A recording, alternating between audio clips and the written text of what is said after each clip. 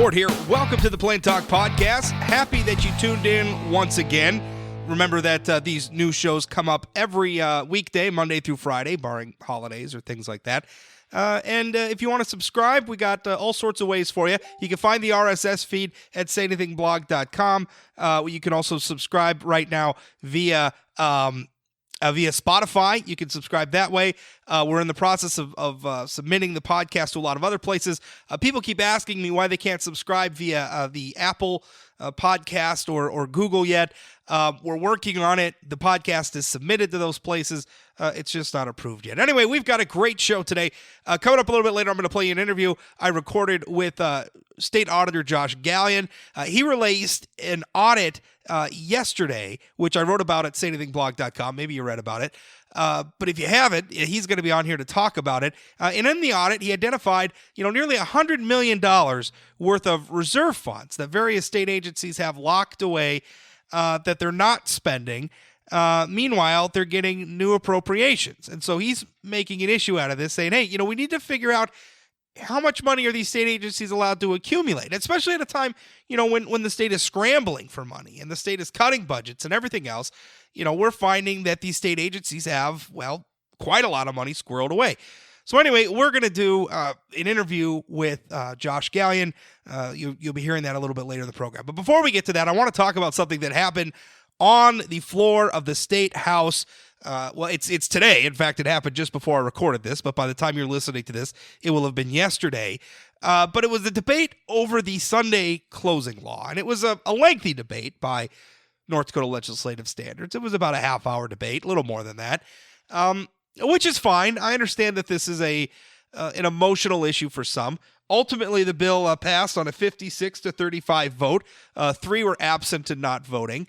So I'm glad. I am gratified that the bill passed by that wide of a margin. It was certainly a wider margin than last legislative session, where it barely passed the House and then ultimately failed in the Senate. Hopefully this time around we'll pass this bill, and what the bill will do, if it does pass, if you haven't been paying attention, is it would end North Dakota's quote unquote, what people call the blue laws, or the Sunday opening law, which is that some businesses are not allowed to open until afternoon on Sundays. Obviously it's a piece of legislation that has its roots in religion, and now we're looking to overturn that, because let's face it, we live in 2019, and if businesses want to be open whatever time they want on Sunday, they should be allowed to, and everybody should get to make their choices. But what was interesting about this debate is, man, there were a lot of goofy things said during the debate. And I say goofy things. It's a little frustrating just how out of touch some people are when it comes to the role that religion plays in modern society, because I think a lot of people just don't get it. And I wanted to play for you actually a couple of clips that I recorded from the floor debate. Now, if you want to watch the whole floor debate, you can certainly find the video on the North Dakota Legislative website. I also posted a clip of it at sayanythingblog.com if you want to check it out that way. But let me play it. This is a first clip, and I thought this was a little funny, both in that it's a reference to Ghostbusters, which is not something you would expect to hear made on the floor of a legislative body, much less in this context. But Representative Jeff Hoverson, he's a Republican from Minot, made a reference to the Ghostbusters and a scene in the Ghostbusters with the Stay Puft Marshmallow Man in defense of not overturning the Sunday opening law. Let me play that for you. You remember the Ghostbusters of the 70s? Bill Murray and Dan Aykroyd? Well, in that movie, they're going after the ghost, and there's a marshmallow monster. This is in the 70s, and it's coming through town, stepping on buildings, and it steps on the church. And Bill Murray, who we wouldn't consider a strong church-going person, who knows where he's at regarding that, but he represented the culture of that 50%. And when the marshmallow monster, Stay Puft, steps on the church, Bill Murray says, "Hey, nobody steps on the church in my town," and then the Ghostbusters go after him. And I think that was the attitude back then towards the church. Even thieves and robbers didn't mess with the church. So I'm not sure what he's trying to say there. Like, by overturning the Sunday closing law, are we saying that that's somehow an attack on churches? Are we saying that it's equivalent to a fictional marshmallow monster stepping on a church if we overturn the Sunday closing law and says, listen, if you want to go to church on Sunday, you can go to church on Sunday. If you want to open your business on Sunday, you can open your business on Sunday? Like, I don't understand why people formulate their arguments on these issues in that context, as though allowing other people to choose for themselves is somehow an attack on what you want to do. Nobody is telling Representative Hoverson, or anybody else for that matter, that they can't go to church on Sunday, that they can't preach on Sunday, that they can't hold religious ceremonies on Sunday.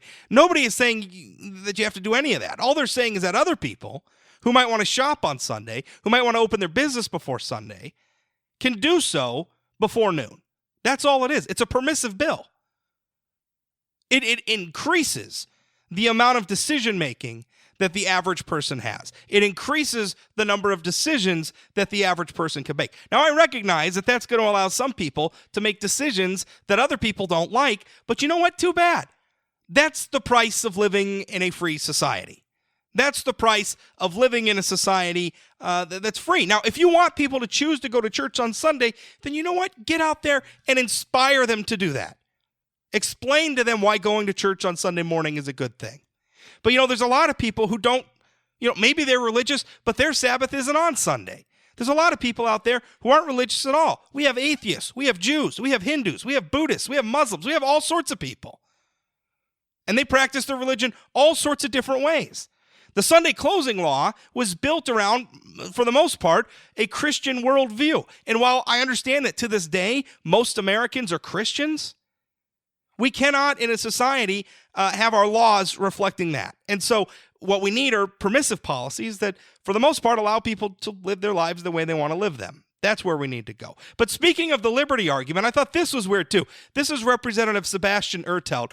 He's also a Republican, and he's saying that the people pursuing an end to the Sunday closing law are not actually pursuing liberty. I'll let him explain it. And then there's the argument about the role of government.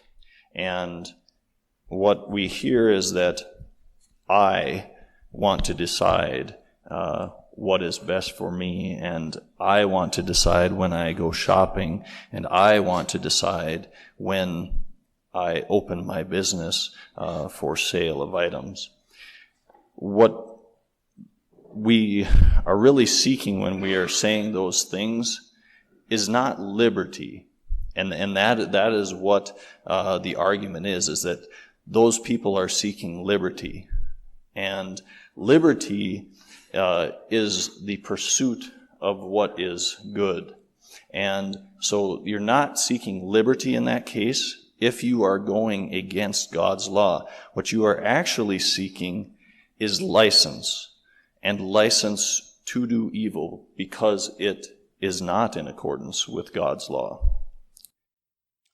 License to do evil, right? So if you don't, here's how he's formulated. Representative Ertelt, who literally has a cross on his desk in the legislative chamber, very religious man, and I don't hold that against him at all.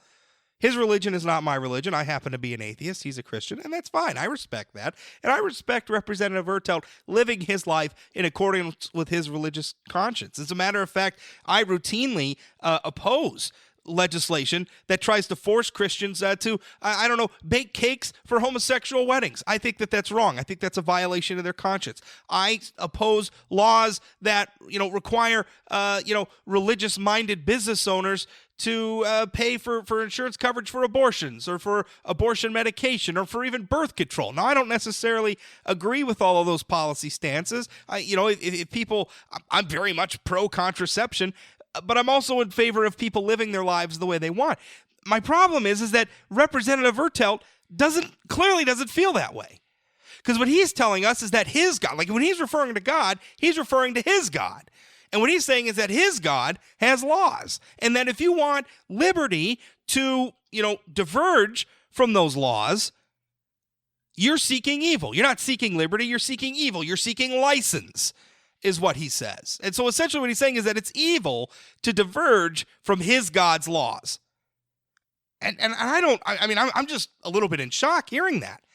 How can you be evil for choosing to, I mean, by his definition, if you are, say, another religion, if you're Jewish or Muslim, and then you follow that religion's teachings, which might contradict with Christians' teachings in some way, are you then evil? Are you then God's law? I mean, I'm not even sure that we could formulate a concept of religious liberty under what Sebastian Ertelt just told us there, right? Because how can you have religious liberty if Representative Ertelt is saying that God's law supersedes all other laws, right? Because that's how I don't know if that was in the clip or not, but that's how he led off. I mean, he said essentially, human laws are all subservient to God's laws, right? Well, of course, he's talking about his God's laws. And so how do we have religious liberty if we cannot have laws that deviate from Representative Ertelt's God?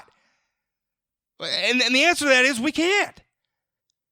We can't have laws that deviate from Representative Ertelt's laws. The way he's formulating it, which I'm glad that he's on the losing side of this argument, because that's not how it should be, again, in a free society. Let's think about it in terms of freedom of speech, right? Freedom of speech does not exist, right? The laws, the First Amendment that protects freedom of speech does not exist to protect, inconsequential speech, right? Or speech that is not controversial, right? The First Amendment exists to protect speech that is controversial, to protect speech that makes other people angry. It might inspire them to want to silence that speech. That's why the First Amendment has to exist, right? So that's liberty, right? Because you cannot have liberty unless you're willing to tolerate that other people are going to say things that you might not necessarily like. You can't have free speech. It can't be, I want free speech, but only for things that I agree with. It can't be that way. That's not liberty. That's not freedom. And so in this instance, we can't say that we have religious liberty in this country if we say that all of our laws have to be subservient to the Christian God's teachings. And by the way, there's a lot of divergence even among Christians about what those teachings are, which is why we have Lutherans and Presbyterians and Methodists and Catholics and everything else all under the Christian umbrella, because they don't even totally agree on what all of those laws and teachings are. And so I don't know, I hear stuff like that. It worries me that people like this are making laws, right? Because I could certainly respect anybody who has sincere, deeply held religious convictions, and I can appreciate even when they vote in favor of those convictions. But what I cannot abide is somebody standing up and telling us that the laws have to line up with their God's laws. No, I'm sorry. That's against the national Constitution. It's against the North Dakota Constitution. Frankly, it ought to insult us as Americans, because that's fundamentally against the American tradition of legislating. And when I heard that, frankly, I was embarrassed. Representative Ertelt was the last person to speak during the debate. Nope, it had already been a lengthy debate, but it would have been nice if one of the other lawmakers had stood up and just told him to stuff it on that front, because that was embarrassing. But again, if you want to see the full video of the debate, you can go check it out at sayanythingblog.com. Now we're going to move on with our interview with State Auditor Josh Gallion.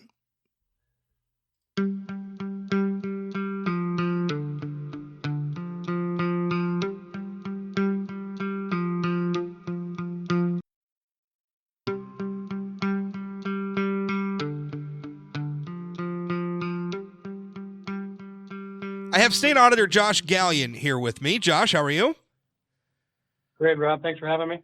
You issued an audit report, and I got to tell you, this is not the sort of report that I'm used to seeing, and I've been writing about politics in North Dakota for going on 16 years now. Not the sort of report that I'm used to seeing from the auditor's office. Your report pertains to reserve funds that various state agencies have, and what you were looking for was essentially situations where a given agency has an accumulation of funds in a fund,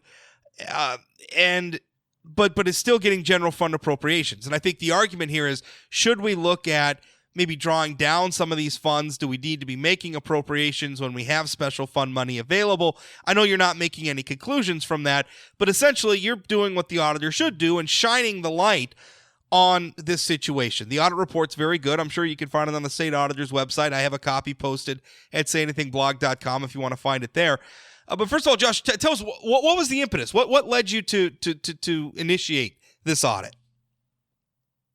Well, Rob, I appreciate your observation that we are changing the way we approach performance auditing. To me, a performance audit should be wide-reaching. It should impact a lot of different areas because they are so time intensive. And so we look at, how do we add value? We've recently revamped our mission statement to provide informative audits to improve government. So really, when you take that mission statement, our job is to provide information. And as we continue to interact with state agencies through audits, we get different topics that come up. And one of them that came up was fund balances. And as we kind of did a little research on this, we realized there's a lot of special fund money out there. And if our mission is to provide information to shine the light, as you say, on our government entities, again, we didn't make any real conclusions here. We did make one compliance recommendation in this report, which is it.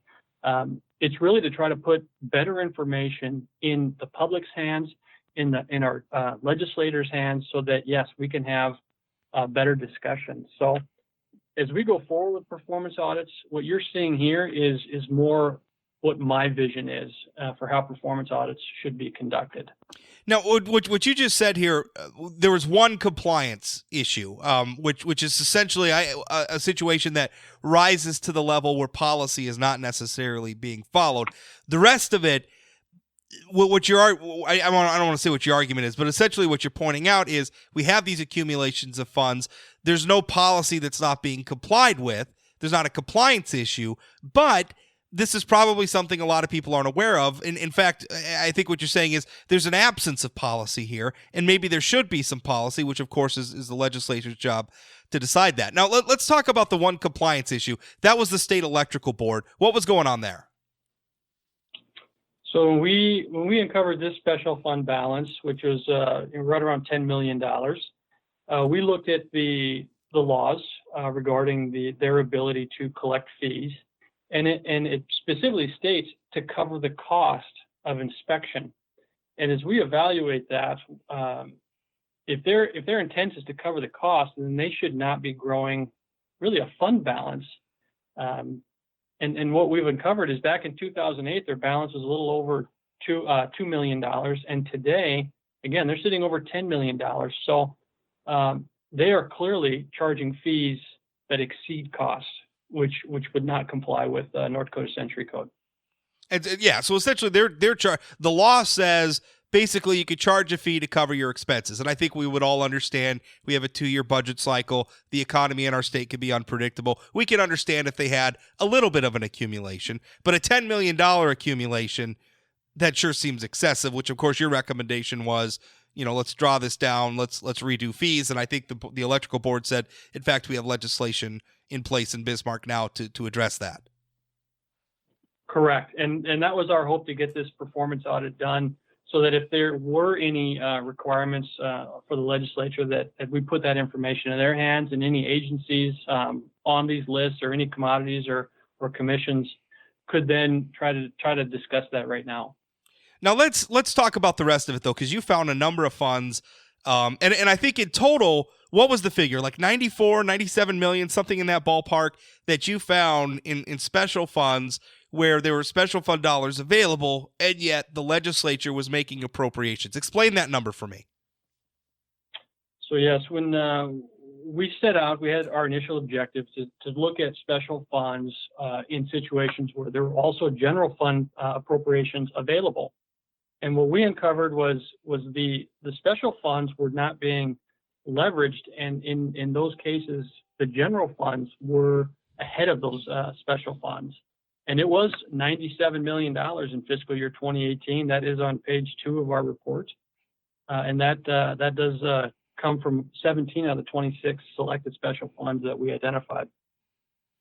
So, for instance, one of the highlights that you pointed out was the Department of Tourism Department had a fund that you said they had 30 years worth of reserves from. Now, I wanted to, because there was some confusion when I first wrote about it, and I was getting some feedback from commenters. They were saying, well, that doesn't make sense. The tourism department's budget's much larger than that. Essentially, how you calculated that, though, is you were looking at specifically how they're using the fund. You're not looking at the overall tourism budget. You're looking, how are they using this fund? And so you go back and you calculate the average monthly expenditure out of the fund versus the fund's entire balance. And essentially you're arguing, saying, listen, they're only spending this much out of the fund every month. So based on that, they have 30 years worth of funding for that level of expenditure in this fund. Is that maybe we should do something about? That's the conclusion there, right? Essentially, you're correct. So we talk about this on page 4 of the audit report. What we have here is we have a graph. So we look back at 2013, they were sitting at right around just under $450,000. Well, in 2018, they're up over $1 million. And as we evaluated the fiscal year 2018 monthly expenditures, the average came out to about $3,000 a month. And so when we looked at that, having only $3,000 a month in expenditures, but sitting on $1 million, we wanted to kind of highlight the fact that, at least have policymakers or the entity have those discussions as to why do they have $1 million if they're not spending it. Right. I mean, I think because the perspective that a lot of us got to look at is these are taxpayer dollars, right? These are money. This is money that was taken out of our economy through various forms of taxation or what have you, and was put into the government. And most of us think that when the government takes money from us, it's going to be towards some purpose. We're going to build roads with it. We're going to build schools with it. We're going to fund tourism marketing campaigns with it. Or even, we're just going to have some reserve funds sitting around because, again, as the past couple of budget cycles have proven, it makes sense to have some reserve funds. But if I think we do run into a problem if we just have money sitting in accounts and nobody really knows what are we doing with it? What's the purpose here? I mean, is there a policy? Is there an upper limit on how large these accounts? And that's really what you found as well. A lot of these accounts aren't capped, right? I mean, they could theoretically just grow and grow and grow forever. Correct. In several cases, there is no cap and there's no restriction on the amount of money that can be essentially stockpiled. And as we analyze the information and what we found over the course of time here, and I believe it's there's a graph. Let me get to it here. It's on one of the I think earlier pages of the report. We talk about page 3 here. What we identified or what we found is in these funds back in 2014, there was just under $100 million in some of these identified special funds. By 2018, they're up to $142 million. And so just in 5 short years, we've seen a significant increase, with the exception of 2017. There's a dip in the cash balances available. And if you recall, what happened in 2016, 2017 timeframe were the allotments. Right. Yeah. And so as we've seen these fund balances grow, we had to absorb allotments. Government agencies dipped into the special fund balance. But what's happened right after that is we're right back to a growth model. And the auditor's office, we're not trying to say that some of that growth is not proper. And as you mentioned, reserve balances could be good fiscal policy. All we're trying to point out is, if this is really proper, then we should probably have something spelled out. Yeah. It needs to be transparent. The public needs to be aware that, the government is collecting money, essentially taxes, from them. And we are, whether or not we're putting it to use now or in the future, but those discussions need to happen. Well, and I think what you said there is key. Having reserve funds may be good fiscal policy, but it should be a policy, right? There should be a policy that says, okay, you're authorized to have this amount of reserve funds, but once you hit a certain amount, that's it.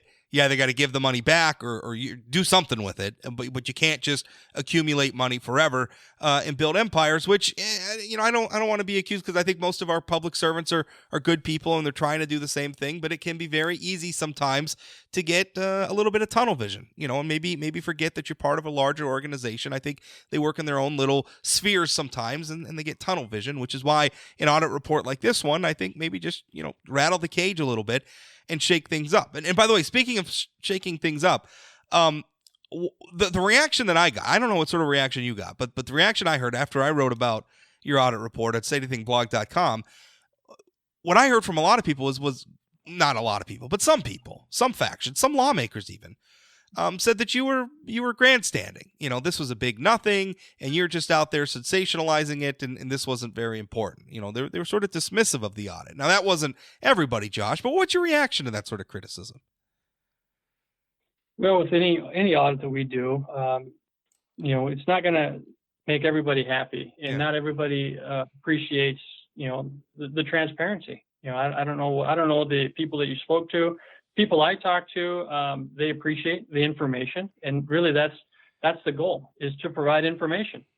And not everybody likes it, but and again, we're not trying to direct policy. We're not trying to say, other than our one recommendation, that anything is factually incorrect. And all we're saying is, this is what's occurring. These are the trends. This is the data, the fund balances. The public, the legislature, that discussion can now clearly take place. Yeah. And the legislature can act or not act as they want, and the voters can respond to that how they want. And you're right, that's how it all works. And I can tell you, Josh, I'm not an auditor, but sometimes when I lift up a rock and show everybody what's under it, people don't like that so much either. So I am sympathetic to how that goes sometimes. Let me ask you another question, just to shift a little bit, because we started off this interview and you were talking about how you're trying to change the auditor's role in some of this, or change the approach of the auditor's office. There is legislation, it's House Bill 1491, introduced by State Representative Rick Becker, which would create a new division in your office that would specifically be tasked with reviewing government programs, government entities, and ensuring that they're spending money appropriately and that they're fulfilling their original missions. Are you aware of this legislation? How do you feel about that proposal? I am aware of the legislation. We will do the requirements of the legislature. All of our duties are outlined in Century Code, and if the legislature feels that there is a need for these services, then we will be happy to provide them. I mean, we are auditors. Our expertise is going out there and evaluating programs. And as I've read this law, what they're looking at is trying to do something similar to what other states have, which are called sunset laws and sunset audits.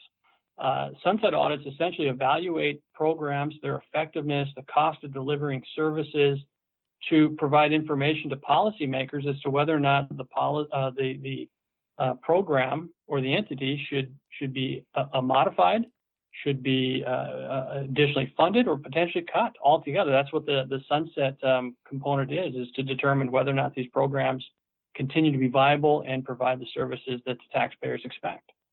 And if that's something that the legislature would like us to do, we would be happy to take on that additional responsibility. It fits very well into what we're currently doing. I think it's something that's needed. I remember I think it was 2 legislative cycles ago. Anyway, a former state representative, Ben Hansen, who's no longer in the legislature, but he had introduced a bill that would look at reviewing and sunsetting some of the boards and commissions our state has, which we have hundreds of boards and commissions. In fact, I think on the governor's website, you can go, there's hundreds of them. And I think at the time, Representative Hansen was telling me some of these boards and commissions hadn't met in more than a decade. So I think you reach a point where it's like, what are we doing? Do we need this anymore? Even if it's not costing us any money, maybe it's time to clear the decks on some of this stuff, which I think is what you're talking about. And what I like about Representative Becker's, because Josh, I think you have brought a new approach to the auditor's office, and you've talked about that. The thing is, though, if we elect a different auditor in the future, they may not have that same approach. They may have a different approach. I feel like what Representative Becker's bill does is institutionalize some of what you've brought to the office. Right? I mean, you're doing some of this on your own discretion. This would institutionalize and make sure, okay, this is how we're going to do it for the auditor's office going forward. And then every auditor coming in, this is part of your duties. I like that. It would add it to the law. And if it's in the Century Code as one of the state auditor's office's requirements, then yes, it takes the elected official out of the decision making. and it's a service that the legislature has determined that they want. And what we find in this type of audit in other states, I think somewhere like Minnesota's conduct some of these, they've had a 27-to-1 return on investment. Or maybe, Minnesota could be higher than that. Texas could be 27-to-1. So what this audit can do is, if it costs $1 million to stand up a sunset audit team, over the course of time, they're going to have tremendous return on that investment. Josh, thanks for your time. Thank you, Rob. Appreciate your interest in the audit. And I hope everybody finds it interesting and informative. And we look forward to getting on to our next audit, which I've already talked to a legislative committee on. We are going to look at statewide fees and fines, so that the money, the taxes and revenue collected will be the next large audit that we conduct, and we hope that we have something like that we can talk about by the end of 2019. I have a feeling I'm going to be very, very interested in that one. So we're definitely going to be talking about it. Thanks again, Josh. Thank you. Appreciate your time.